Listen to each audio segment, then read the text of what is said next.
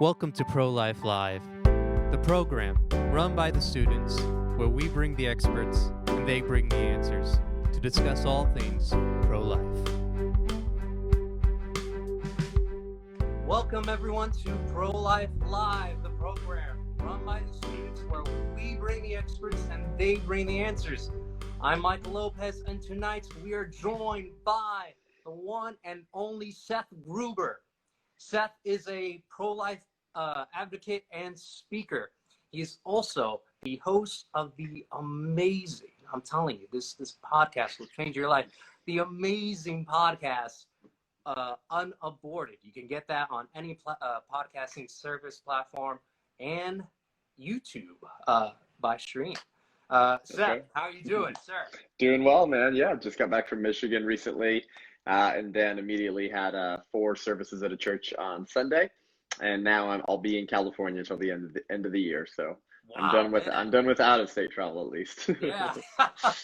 So. Yeah. Wow, that's a busy. Did what I could in Michigan, which is an absolute bleep show right now, but. Oh yeah. Well, yeah, we'll get into all the bleep later, man. Yeah. But yeah, let's get started.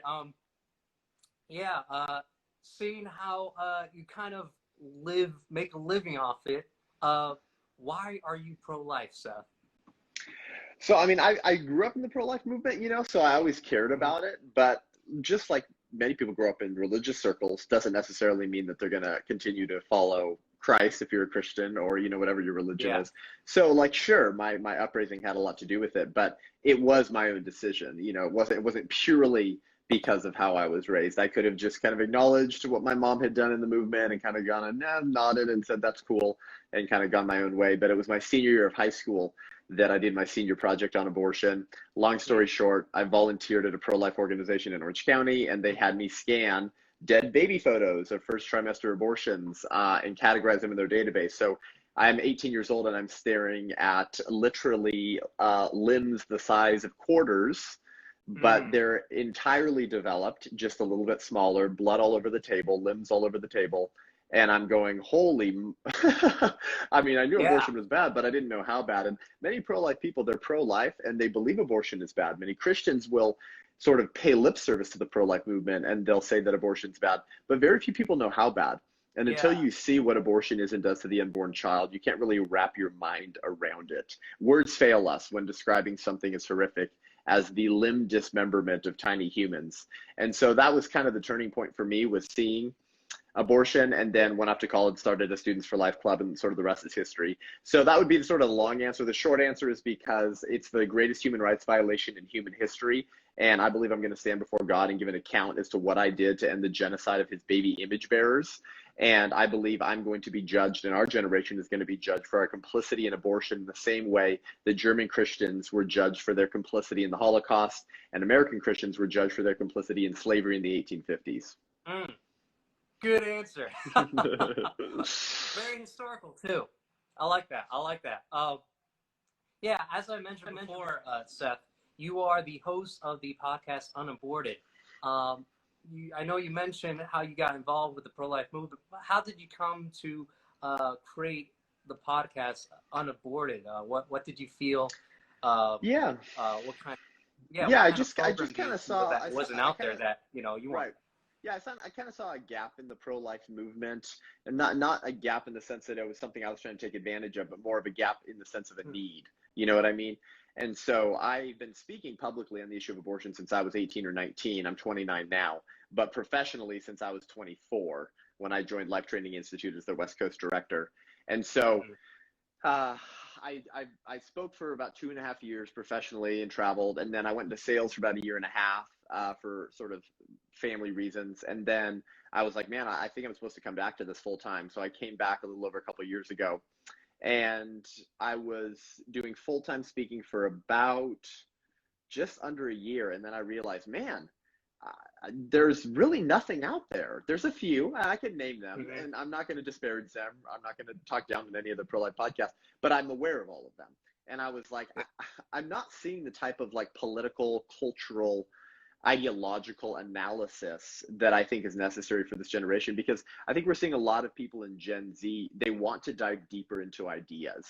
They Yeah. want to learn the assumptions that lurk behind worldviews and ideas. They don't want to be, as Socrates says, living an unexamined life. And so I think that's been an encouraging thing about Generation Z, of which I'm not a member necessarily, but viewing how much more excited they are to dive into ideas and learn, rather than kind of just dwell on the surface level and go get drunk and party hard in college. Of course, there's always going to be that element of college, Yeah. but I'm seeing at least an eagerness and a hunger for ideas and learning in Gen Z, that I don't think I saw, at least in the same degree, in my generation, or those, kind of in their mid 30s right now, the older millennials. And so I wanted to kind of fill in that space. And I found that reality tends to be self-evident. Mm-hmm. Reality has a tendency of crawling out of the caves that modern leftists bury it in and slapping them in the face. Reality demands to be acknowledged, because it does tend to be self-evident for most people. But through a propaganda machine and effort of the pro-abortion industry for almost 50 years, I believe Roe v. Wade anniversary, I believe the 50th anniversary will be 2023. Mm-hmm. And so reality has been buried for so long that sometimes the way that we express pro-life ideas, while they make sense to us, are totally lost on the next generation. I mean, I can tell you how many people I graduated Westmont College with, which is an absolute garbage heap of a college. Either we need to let that college burn, or we need to pack conservatives into that college to redeem it.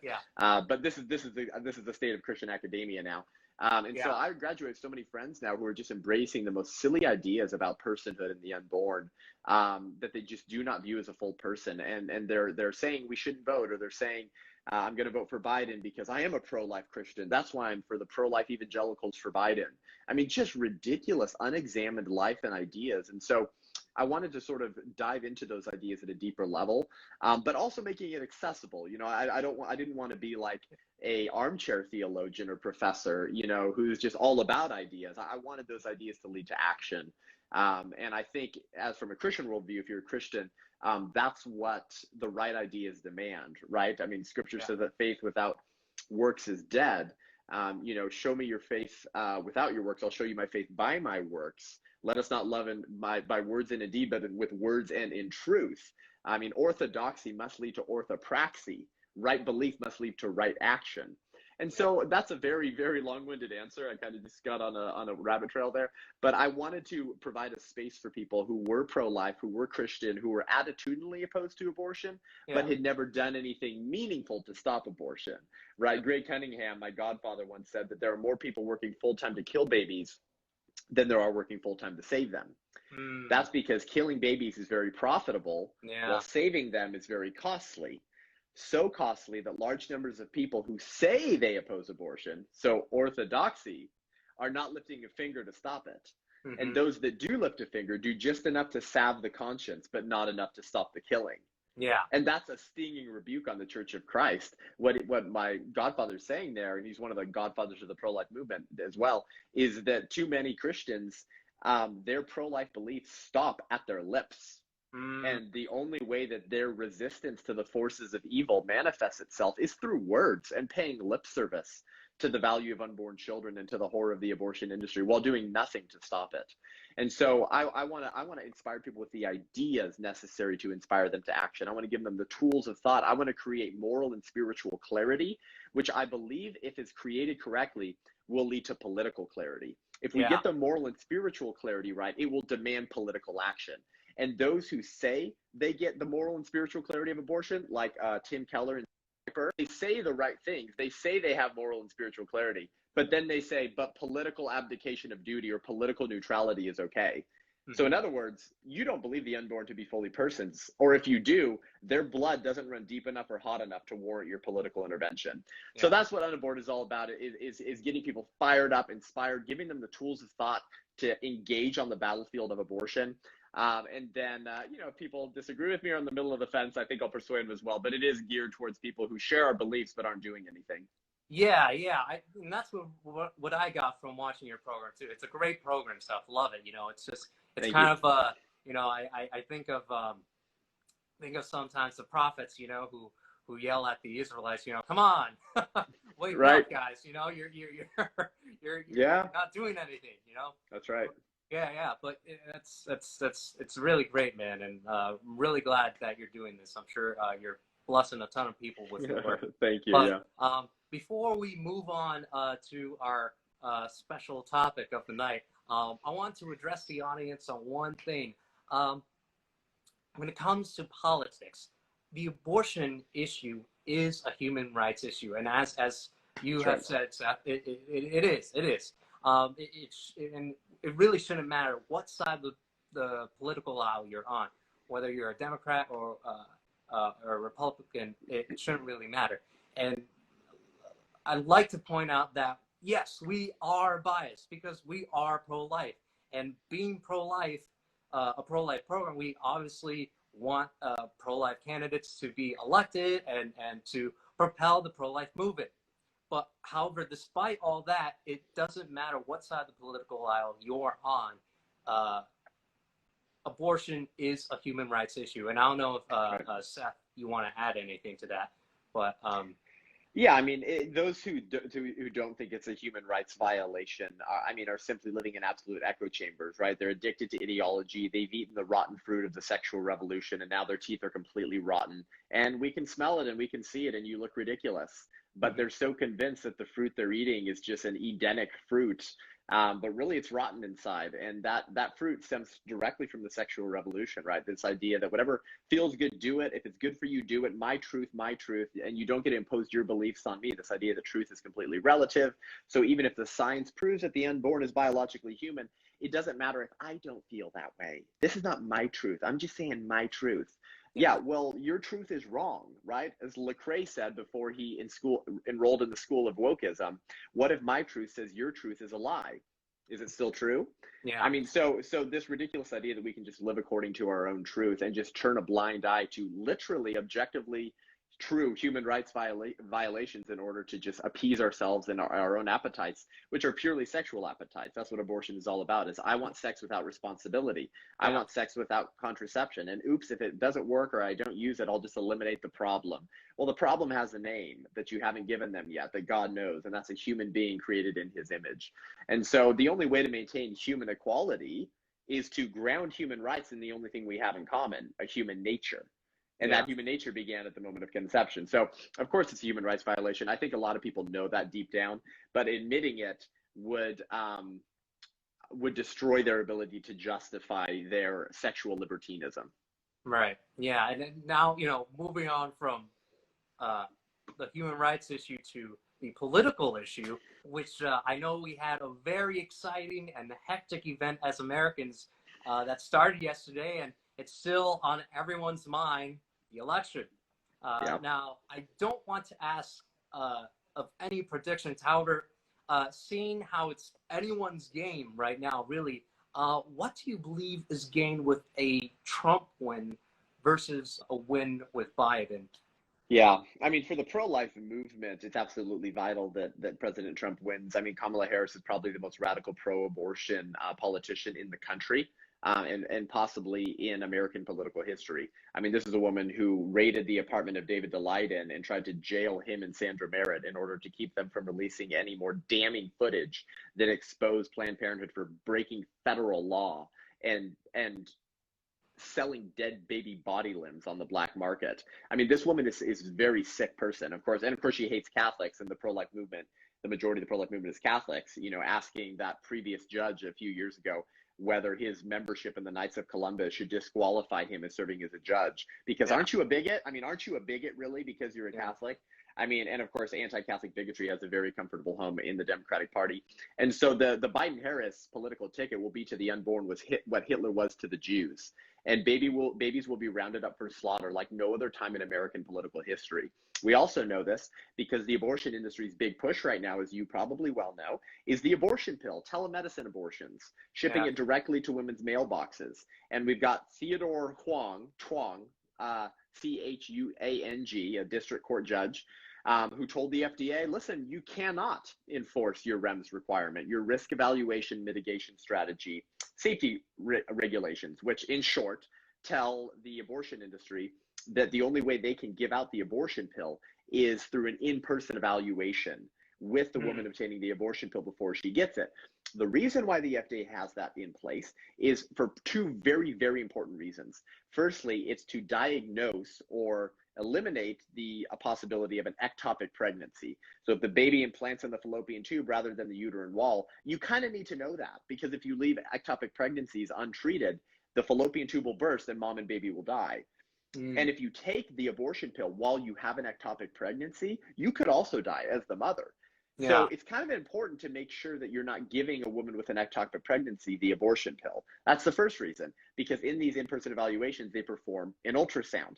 The second reason they perform an ultrasound is to determine the gestational age of the baby or the pregnancy, because the abortion pill is only supposed to be taken through 10 weeks. And I talk to pro-life OBGYNs all the time who tell me that their patients regularly are off anywhere from 1 to 6 weeks off of their gestational age. So if you think you're 9 weeks pregnant and you take the abortion pill, but you're really 12 or 13, that can lead to incomplete abortions where you have dead baby body limbs floating around in your uterus, making you susceptible to sepsis and death. So for those two reasons, it's actually very important to have an in-person evaluation. And notice, we want the abortion pill completely off the US market, but notice that the reasons I just cited don't even regulate abortion. They're purely for the health of the mother. So even if you're a crazy Kamala Harris pro-abortion, slay queen hack, you should support the REMS safety regulations from the FDA, because it's purely for the health of the women that you claim you exist to serve. But you got abortion rights groups suing the FDA during COVID, making the argument that this is an unnecessary burden, an undue burden. And what's the undue burden? That a woman goes to a in-person evaluation with one other person while wearing a mask to get an ultrasound. And that's an undue burden. Yeah, spare me your concern over public health while you were lauding the 200,000 people in the streets of LA without masks saying America sucks and saying kill more black babies. Spare me your concern. So this is purely political, and they're using this in order to what? To expand the industry itself, because they know that over 90% of abortions are performed in the first trimester. When is the abortion pill taken? The first trimester through 10 weeks. It eliminates brick and mortar abortion clinics. It eliminates the need to pay abortion staff. It eliminates the need to fly 1 or 2 abortionists in more pro-life states all around the country to kill babies. It eliminates the need to pay a third-party vendor to come with the hazardous waste containers to take away dead babies. You don't have to accumulate any of those costs. If you can push the abortion pill, jump onto a FaceTime call with a doctor as a pregnant woman, and then have it at your mailbox like an Amazon shipment in 2 days. So they will kill way more babies and make way more money by eliminating all of these overhead costs. So that's what the pro-life movement is facing with a Kamala Harris, Joe Biden political ticket, beyond just jailing pro-lifers and going after Christians and telling pro-life states that they have pre-clearance guidelines before they want to pass pro-life laws. And I'm happy to unpack more of all that. But that's just a threat to the unborn. So this is the most dangerous ticket to the unborn that we've probably ever seen before. And pro-life Christians, or people who say they're pro-life but refuse to vote against that ticket by putting aside their conscience and voting for Trump in order to protect the unborn, are not our friends, and they're not the friends of the unborn, because their political apathy is going to lead to more blood on their hands, which is the killing of babies whose blood, I guess, doesn't run deep enough for you to intervene politically. So that's kind of what we're facing, and pro-lifers are going to be targeted again, just like Kamala Harris was very giddy and excited to do as Attorney General in California. Yeah, and what do you think the pro-life movement can gain with a Trump administration back again in the office? Yeah, I think that they're going to be even more pro-life in their focus, because now he doesn't have anything to lose, right?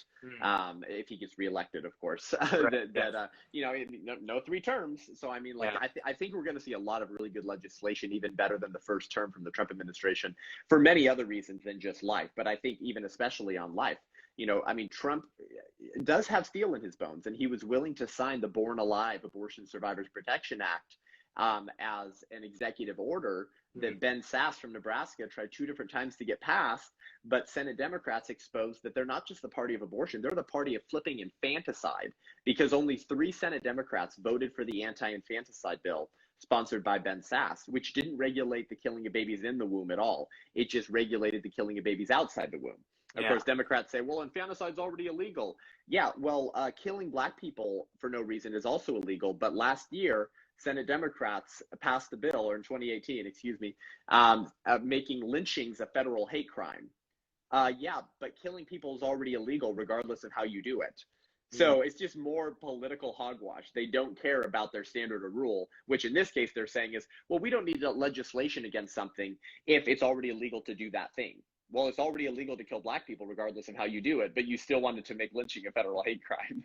Right. So they're just using the crafting political mess out of whole cloth like they always do in order to undermine the pro-life movement. Of course, we should have better protections in place for infants, because we know people like Jill Stanek, who exposed Christ's Hospital in Illinois years ago for taking babies to a comfort room and just letting them die if they survive botched abortions, right? We know the stories of Gianna Jessen and Melissa Ohden. Yeah. And so Ben Sass just says, after Ralph Northam, the absolute moral degenerate of a governor in Virginia, said last year, that if a baby's born alive during a botched abortion, we'll just let it sit there on the table and talk to the mom about what we want to do with the baby. And then, we'll resuscitate it if the mother wants it to be. And so only 3 Senate Democrats, bro, voted for the anti-infanticide bill. So that party is not just a party of abortion anymore. They're the party of infanticide. But Trump, leading up to his reelection, signed that into law as an executive order. Mm-hmm. I mean, that could have been risky if he was trying to win over pro-choice moderates or something. So I think we're going to see more and more better legislation in the second term. If we are able to regain the House and the Senate in the next gubernatorial, so 2022. I would think and really hope that we would finally defund Planned Parenthood. It looks like we're going to hold the Senate, but we're definitely not going to have the House, and that's, assuming that we even get the executive.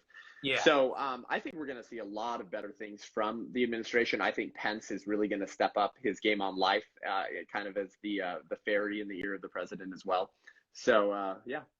Oh yeah. And regardless of the results of the election, what would you like to see from the pro-life movement moving forward, regardless of the results? Yeah, we need to be better with our ground. I mean, conservatives in general need to be better with our ground game. We need to get more boots on the ground. Look at what just happened in Colorado. They were trying to ban abortions after, I believe, 20 or 22 weeks. So similar to the other pain-capable unborn child protection acts, right? But this is 5.5 months. 5.5 months. Yeah. Like, if you can't condemn that, the soul of our country is gone. But the thing that's crazy, and this is the point I want to make, is that we have the Gallup polling. We have a bunch of Gallup polling from 2019, just last year, on Americans' opinions on abortion by trimester. And you might have seen these, but only 13% of the American public in that Gallup poll nationwide last year supported third trimester abortions, the legalization of third trimester abortions, which of course we understand is legal because the courts defined health so broadly that you could drive a Mack truck through it. So even if a woman says, well, I need a third trimester abortion in Georgia where it's not legal, but it's for my emotional health, then she can still get it, right? And so Colorado failed to pass that prop to ban abortions after 5.5 months on babies. But the polling doesn't suggest that would have failed. The polling suggests that would have succeeded, because even registered Democrats, the huge supermajority of them, are not in support of third trimester abortions. It is only the Democratic Party. The Democratic Party has left pro-choice moderates behind years ago.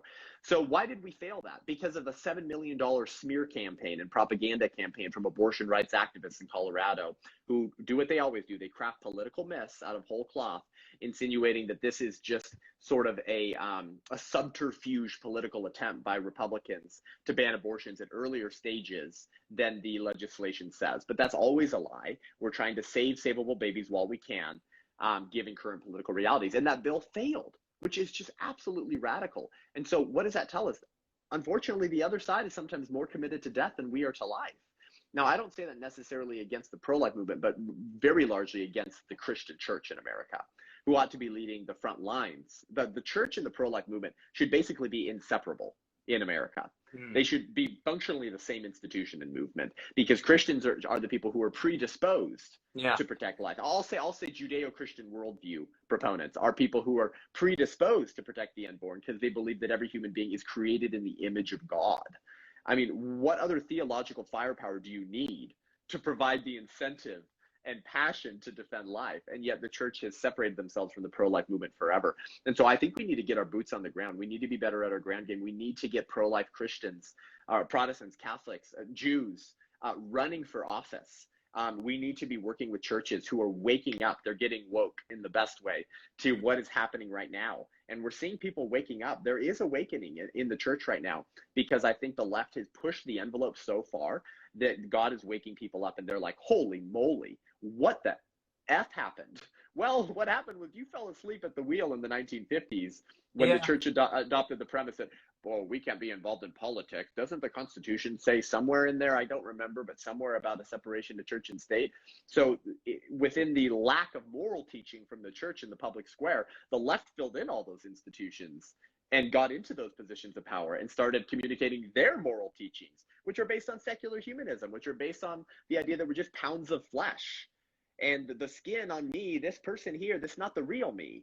It's not the real me. I'm just a shell. And that's why they think that men can be women and women can be men, because they don't think the people in front of us are the real people. It's who you are inside and how you feel. Mm-hmm. So they've communicated these ridiculous ideas to young people for what, decades now? And now we're surprised that we're struggling to get the political capital we need to make a big difference. So yeah, we have to fight the culture wars, but we also have to fight the political wars, right? Culture is downstream from politics, but sometimes it's the other way. Sometimes it's actually a two-way street. Do you think America was ready to ban slavery, bro? No, they weren't. Yeah. But Lincoln was like, we need a political line in the sand to say these things are not acceptable in a civilized society. Yeah. And you know, Aristotle says that statecraft is soulcraft. So sometimes you need the state to step in when it comes to first principles, natural rights, of which life is the first, and say, this has to stop now. And then law functions as a teacher and teaches what is acceptable or not acceptable in a civilized society. And so if we want to see that kind of political wave we need to draw that line in the sand on abortion, then we need to get Christians, we need to get people of faith, we need to get pro-lifers, and we need to get them funded by rich Christians who love the unborn, by churches, by politicians. And we need to be better at our ground game, because the left has been doing that game for decades. And so now we can't even get something as reasonable as a 22-week abortion ban in the state of Colorado. So I think that's what we need to do on the ground level. Families, right? Friends. I mean, this needs to be a community of things that we do together if we really want to see the kind of political change that we need to protect the unborn. Yeah, yes. And, you know, I know you already touched on this before, but I understand there are people who, they say that they are personally pro-life, but then they vote for a pro-choice candidate. Right. Remain neutral on the matter. What would you say is a good response to those who say, I'm personally pro-life, but that I still believe abortion is still needed? Right. So I'll give the people listening, I'll give you the harsh response that's true, but you shouldn't say it to your friends because it won't be helpful in conversations. But it'll help you catch the worldview. Yeah. And then I'll give you the ambassador response, the seasoned with salt, gracious response. The hard truth is that they're bigots. That's the hard truth. Just like Stephen Douglas, right, who ran against Lincoln in 1860, said, I'm personally opposed to slavery. I'm against it personally. I would never buy a slave. I would never whip them like I do my cattle. But each state should have the right to vote slavery up or down. It should be up for each state to decide whether they treat human beings like animals. I mean, Stephen Douglas was a racist. We do know this. But he was personally opposed to slavery, right? But he was still a bigot. Now, here's the thing. Nobody thinks they're bigots. Nazis didn't think they were bigots. Racists didn't think they were bigots. The KKK didn't think they were bigots. And pro-choicers don't think they're bigots. But what is bigotry? It's discriminating against someone else, particularly for immutable characteristics, right? So if you discriminate against me based off of my gender or skin color, that would be bigotry because I can't control that, right? It would be one thing if I was living a very sort of morally debased lifestyle. Now, if you're judging me based off my choices, that's not bigotry because conservatives are all for personal responsibility. Like, you should change your lifestyle, bro. So that's not bigotry. Bigotry is discriminating based off of immutable characteristics. Well, so pro-choicers discriminate against the unborn based off of immutable characteristics, their size, their dependency, and their level of development. They can't control that, and neither could we when we were in the womb. Right? As Reagan said, I've noticed everyone who's for abortion has already been born. Right? How ironic. Yeah. So that's the hard truth. The hard truth is that they're bigots because they would never say, I'm personally opposed to slavery, but I support the right of my neighbors to whip human beings and treat them like animals. Now, the ambassador, the gentle approach would be to ask your friends who say they're personally pro-life why they're personally pro-life. Straight up ask them, Why are you personally pro-life, or why are you personally opposed to abortion? And bro, most people will say something like this. Well, I think abortion kills a baby. All right, people who are personally pro-life, they're not going to use the euphemistic bigotry of reproductive health care, because they acknowledge on some level that abortion's wrong and that that's a child. So usually, they're going to be honest. They won't even Freudian slip. They'll just literally tell you the truth. They'll say, I believe it's a baby and it's wrong to kill babies. At which point, I want you guys to repeat back to them exactly what they just told you and say, so let me get this straight. You're pro-life because you believe abortion kills innocent babies, but you think it should be legal to kill innocent babies? And most people will look at you like, well, that doesn't sound very good when you say it that way. No, that's how you said it. That's not how I said it. That's how you said it. So in short, the short answer is it doesn't make sense to be personally pro-life if the unborn is not a human. But if it is a human, then it doesn't make sense to be personally pro-life. Because if it's a full human and you believe in human equality, then shouldn't all humans be granted legal protection? Yeah. And, speaking of neutrality, I know you've spoken from time to time on the concept of relativism, and you have already mentioned relativism in our conversation, which can be a contributing factor to their stance. Can you tell us what relativism is, and does it rightly justify their stance for neutrality? Right. So relativism is the idea that there are no objective truths that hold across time and space. So there's no truth that applies to all people at all times and in all places. There isn't. Everything is purely subjective, right? So if I make a subjective claim like vanilla ice cream is better than chocolate ice cream, and you disagree, neither of us are wrong, because it's a claim about the subject. Who's the subject? I'm the subject. So it's a claim about my preferences. It's a preference or subjective claim. But relativists maintain, and largely secular humanists in general, maintain that all claims of truth or knowledge are merely examples of subjective claims. So regardless of what kind of claim you make, even if you think you're objectively right or true, they'll claim that that's just your own truth, right? And that's why you hear people say things like, I'm just speaking my truth, right? Or you don't impose your truths on me, or your beliefs or your morality on me. Now, the ironic thing is that the people who say that have just cut the legs off of the branch that they're standing on, because if they insist, as they do, that there are no such things as objective truths for all people at all times and in all places, then how could they judge me or you for claiming that we are objectively right when we say that abortion is an indefensible act of violence that kills an innocent human being? Because wouldn't they have to have access to truth in order to tell me that I'm objectively wrong? So it's interesting, the people who deny the existence of objective reality and of an objective truth will insist that we're objectively wrong. We're definitely objectively wrong being pro-lifers. And then, of course, if we ask them, then why do you have an issue with the pro-life movement trying to hold back your decisions to attack the unborn? Because that's just us practicing our subjective truth in preventing you from practicing your subjective truth. So it's just all subjective. So why are you mad at us, right? And so very quickly they'll insist that they're actually objectively true. So I mean, relativism is self-implodes. It's self-destructive. It can't live by its own rules. People will say, well, don't impose your morality on me. I just tell them, do you think it's wrong to impose morality on others? Then if it is, then one, stop imposing your morality on the unborn. And secondly, you can't tell me to impose my morality on others, or not to impose my morality on others, because in so doing, you're imposing your morality that we shouldn't impose morality on me. And I thought we weren't supposed to do that. So the whole thing self-destructs because it doesn't make any sense. But it is the sort of foundational worldview of the pro-choice. It is the foundational premise of the pro-choice worldview, because you have to deny things like objective science, for example, in order for your position to hold together. You have to turn a blind eye to over 50 years of embryology, which have taught us that human life begins at the moment of conception. And I know we live in a day and age where you basically mentioned it already, where people say a lot more today, my truth, which is Yep. basically relativism. How Yep. do you think we got to a place where we've fallen from truth in society? Oh well, gosh, that could sort of have a whole lecture of an answer, couldn't it? I Oh mean, yeah, yeah, I mean, this goes back to Derrida and critical theory, right?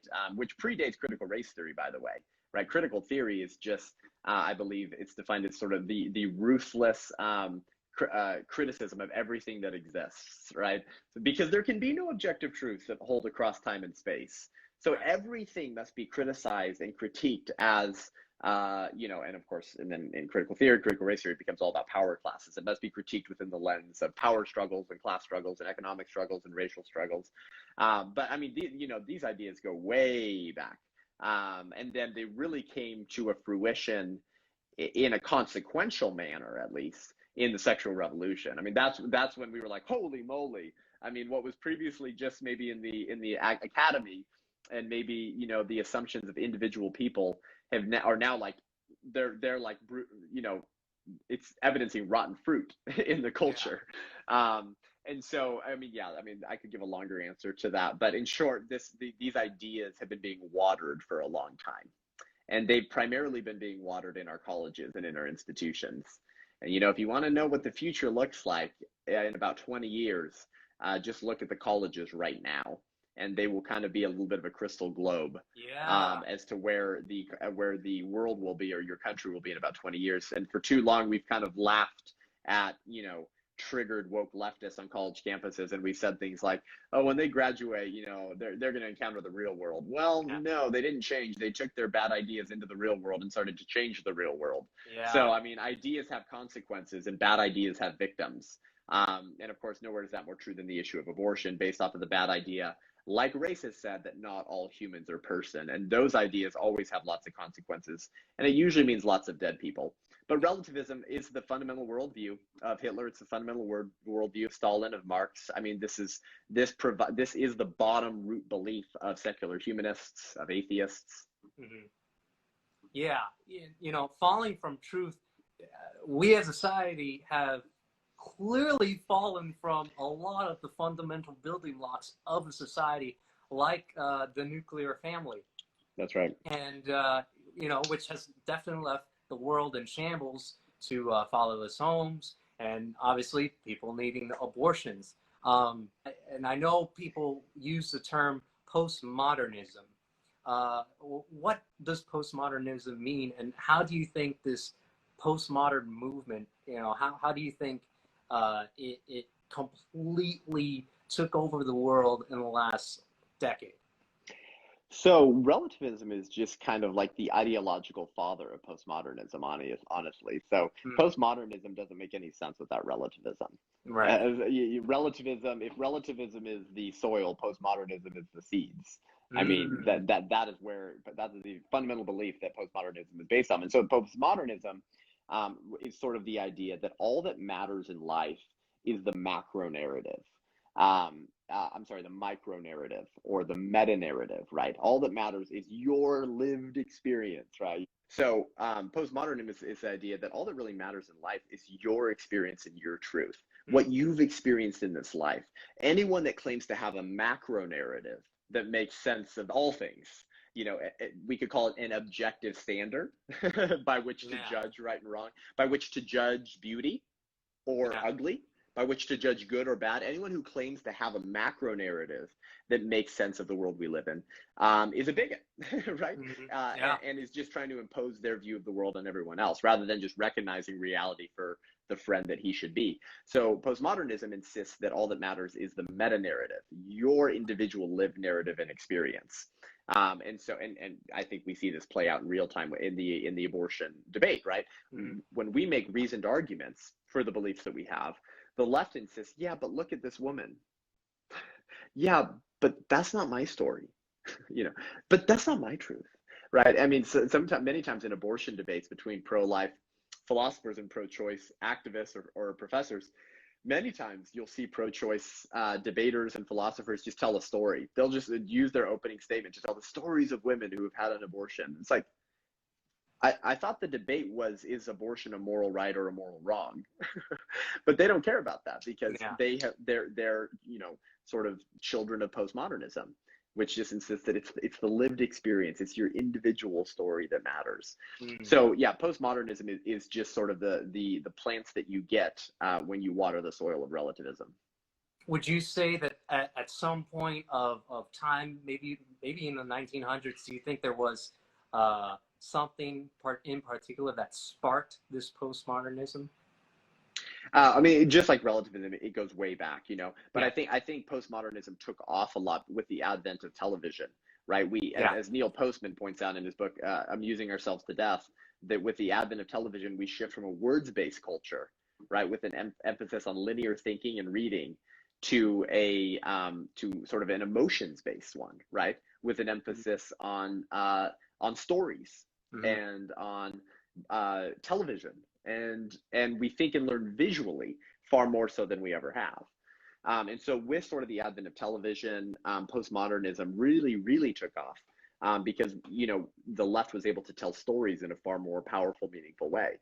I mean, look at the kind of ideas that Hollywood sneaks into the movies that they make, right? Yeah. Hollywood doesn't usually come out and make a film about abortion. I mean, there is one right now. I'm forgetting the name of it, a new one that just came out. Yeah. But usually they don't go out of their way to push a narrative within a obviously pink package. It's not obvious. The medium is not the message, right? They sneak it into the overall story. So it'll be in a Marvel story. It'll be in a story about a family drama during Christmas. So they sneak it into feel-good movies and things that are about something different, and they just slip in little ideas, slip in little narratives, right? And so the left's been doing that very effectively, and it's sort of like a secular liturgy for the next generation, because we see the things that have become normalized and celebrated, even though the ideas being communicated in that film weren't about those ideas. They were about superheroes, or they were about Christmas time, or they were about something else, but they just sneak them in there, right? And so that's sort of the power of storytelling, is the power it gives you of normalizing behaviors. And Hollywood has done this to great success. But that's all of as a result of postmodernism and sort of our shift away from linear thinking in the text age to our focus on stories in the digital age. And while I'm not going to disparage either, because stories are important, and so is linear thinking, but if you run with one and while ignoring the other, is going to be damaging, right? So conservatives might be more linear thinkers, and we have an airtight case, right? But sometimes people don't perceive us as compassionate. Sometimes we're not changing as many minds because we're not speaking to the heart. But the left speaks very well to the heart, and they do it through stories. And so they look like people of compassion, but the ideas that they're thinking through and putting into their stories are debased, disgusting ideas. So we both have a lot to learn from one another. But of course, not all philosophies are created equal. And so certainly we need to be learning from the left in terms of compassion and storytelling in order to make our beliefs and ideas more attractive to the next generation. So, I mean, that's sort of a long-winded answer of how we kind of need to combine the lessons of postmodernism with the things we care the most about, which are values and ideas and what we think, right? I care far more, as Dennis Prager says, about what you think than what you look like. I don't give two rips about your skin color. I care about your ideas. Yeah. How do you think students on campus have been affected by things like postmodernism, and how do you think we can sort of maybe change the tide? I know this is an issue that's been very well ingrained into society right. for years, So how do you think we start correcting the errors right. that postmodernism has completely obliterated us with? Yeah, totally. Yeah, it's difficult, right? It's like kind of asking a fish if they know they're wet, right? I mean, we're all a product of our culture, right? And so oftentimes it takes quite the rattling in order to wake up and look and like, whoa, I'm swimming downstream with everyone. Yeah, I'm swimming down the same cultural stream as everyone else. What the heck? Like, what happened? And sometimes, sometimes it's a spiritual event in our lives, right? Sometimes it's tragedy, it's losing a loved one. Sometimes it's just it's the grace of God through a conversation with a friend that exposes that our bad ideas, and we go, whoa, I don't know the answer to that. Maybe I've been believing bad ideas, right? Whatever it is, it's something that wakes us up and we go, oh my gosh, I need to turn around and start swimming upstream. But swimming upstream is hard, isn't it? Because now you have to use muscles. You can't just sit on your back, like a beached whale and just go, let me just cruise down these cultural waters. Now you have to start using your muscles and swimming upstream. And you and the people watching this probably know exactly what I'm talking about.